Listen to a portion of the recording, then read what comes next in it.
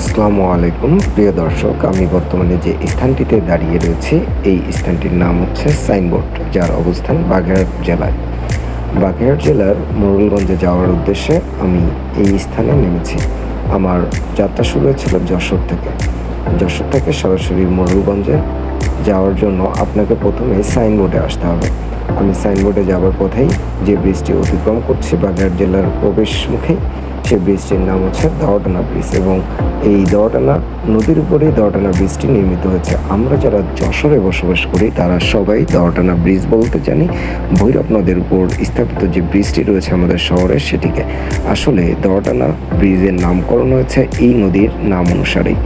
কারণ বাংলাদেশের যশোর অঞ্চলে ইসলাম ধর্মের প্রচারের জন্য যে ব্যক্তিটির নাম সবথেকে বেশি শোনা যায় এবং প্রাক ঐতিহাসিক ইতিহাস পর্যালোচনা করলে যার নাম জানা যায় তিনি হচ্ছেন খান জাহান আলী, এবং খান জাহান আলীর অবস্থান ছিল বাগেরহাটে। তিনি বাগেরহাট থেকে যশোরে যে ধর্ম প্রচার করতেন এবং তারই ধারাবাহিকতায় বা কোনো একটি ঘটনাক্রমেই যশোরে ব্রিজটির নামকরণ করা হয়েছে দহটানা ব্রিজ। যাই হোক, আমি বর্তমানে রয়েছি বাগেরহাটের শরণখোলা রেঞ্জের যে রাস্তাটি রয়েছে সেই রাস্তা। এই রাস্তা ধরেই মোড়লগঞ্জের দিকে রওনা হতে হবে। প্রকৃতির যে অপার সৌন্দর্য রয়েছে এই অঞ্চলে তা আমি সামান্য কিছু ক্যামেরাবন্দি করার চেষ্টা করেছি। আমি বেশ কয়েকবার বাগেরহাটের মোড়লগঞ্জ উপজেলাতে গিয়েছি এবং সুন্দরবনের প্রাকৃতিক সৌন্দর্য উপভোগ করেছি, যার কিছু খণ্ডচিত্র বা ভিডিও বা লাইভের মাধ্যমে আমি উপস্থাপন করার চেষ্টা করেছিলাম অতীতে। তবে ফেসবুকের 30 দিনের লিমিট থাকার কারণে আমার সেই লাইভগুলো ডিলিট হয়ে যায়। পরবর্তীতে এবারের যাত্রাতে আমি কিছু মুহূর্তগুলো রেকর্ড করার চেষ্টা করেছিলাম। আমি আপনাদের সাথে গল্প করতে করতে চলে এসেছি প্রায় আমার গন্তব্যস্থলে। আপনি যখন এই অঞ্চলগুলোতে আসবেন তখন আপনার কাছে সত্যি মনে হবে যে প্রকৃতি আমাদেরকে উজাড় করে দিয়েছে। আমরা শুধুমাত্র প্রকৃতির সাথে অবিচার করছি বলেই প্রকৃতি আমাদের সাথে বিরূপ আচরণ করছে।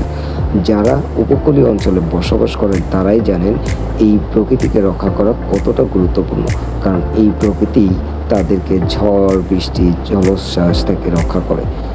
আমি বর্তমানে অবস্থান করছি বাগেরহাটের মোড়লগঞ্জ উপজেলার ফেরিঘাট অঞ্চলে। দেখুন কি অসাধারণ দৃশ্য। আমার এখানে পৌঁছাতে প্রায় সন্ধ্যা হয়ে যায় এবং সন্ধ্যার ঠিক আগ মুহূর্তে এই জায়গার পরিবেশটি এমন ছিল।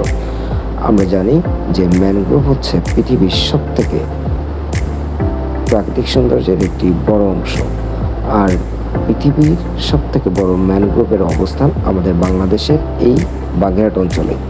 এই জন্য ম্যানগ্রোভের সৌন্দর্যের উপর ডিপেন্ড করে ম্যানগ্রোভকে পৃথিবীর 7ম আশ্চর্যের অন্তর্ভুক্ত করা হয়েছে।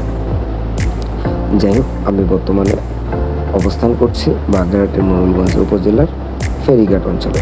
ঘরে ফেরা মানুষের তারা রয়েছে, জীবনের ঝুঁকি নিয়ে হলেও তারা ট্রলারে পার হচ্ছে। যদিও আমি ট্রলারে উঠতে ভয় পাই, এই জন্য আমি ফেরির জন্য অপেক্ষা করছি। আমি ফেরিঘাটে অপেক্ষা করছি আর ততক্ষণে আপনাদেরকে দেখানোর চেষ্টা করছি এখানে প্রাকৃতিক দৃশ্যটি কেমন। আপনারা যারা অবসরে প্রশান্তির খোঁজ করছেন, যারা প্রকৃতিপ্রেমী রয়েছেন, তারা চাইলেই এই অঞ্চলগুলোতে আসতে পারেন। তবে বাগেরহাটের মোড়লগঞ্জে কোনো ধরনের পর্যটনের সুব্যবস্থা নাই। আপনাকে যদি সুন্দরবনের এই প্রাকৃতিক সৌন্দর্য উপভোগ করতে হয় তাহলে অবশ্যই আপনাকে চলে যেতে হবে বাগেরহাটের মোড়লগঞ্জ ছাড়িয়ে মোংলার কাছাকাছি কোনো একটি অঞ্চল। আর যদি স্থানীয়ভাবে কোনো বন্ধু স্বজন বা পরিচিত কোনো ব্যক্তি যদি থেকে থাকে তাহলে আপনি এইখানে থেকেই সুন্দরবনের গহীন বনের সৌন্দর্যগুলো উপভোগ করতে পারবেন। আলহামদুলিল্লাহ, আমার অতীত অভিজ্ঞতা রয়েছে। আমি বেশ কয়েকবার সুন্দরবনের গহীনে প্রবেশ করতে সুযোগ পেয়েছিলাম এবং আমি প্রাকৃতিক সৌন্দর্যগুলো উপভোগ করার চেষ্টা করেছিলাম। মানুষ বাঁচে আশায়, মানুষ সবসময় স্বপ্ন দেখে ভালো কিছুর। মানুষ এই জন্য প্রশান্তিতে থাকতে চায়, আর প্রশান্তির খোঁজ করতে অবশ্যই আপনাকে যেতে হবে প্রকৃতির মাঝে। সেটি হতে পারে সমুদ্র সৈকত, এটি হতে পারে গহীন বন, এটি হতে পারে পাহাড়।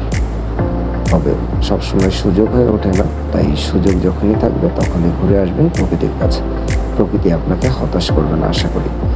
এই যাত্রাটি আমার জন্য তেমন একটি যাত্রা ছিল। আমি কিছু দিনের প্রশান্তির খোঁজ করছিলাম এবং আলহামদুলিল্লাহ আমি এই পরিবেশে যাওয়ার পরে প্রফুল্ল চিত্তে ফিরে আসতে পেরেছিলাম।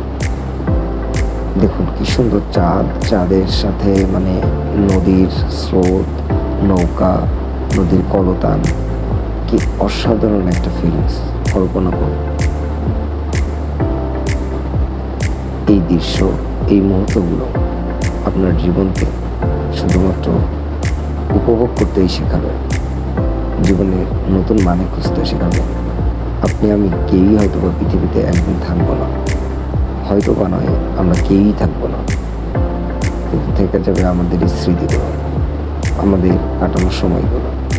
তাই সময়কে সবসময় যত্নে আগলে রাখতে হয়। সময় যেদিকেই যাবে আপনাকেও সেদিকেই ছুটতে হবে। স্রোতের বিপরীতে আসলে কখনোই টিকে থাকা যায় না। আপনাকে যদি টিকে থাকতেই হয় স্রোতের অনুকূলে গা ভাসিয়েই টিকে থাকতে হবে। যারা বলে স্রোতের প্রতিকূলে টিকে থাকার নামে জীবন, তাদেরকে বলতে চাই, দেখুন ঘরবন্দি হতে সময় লাগবে না।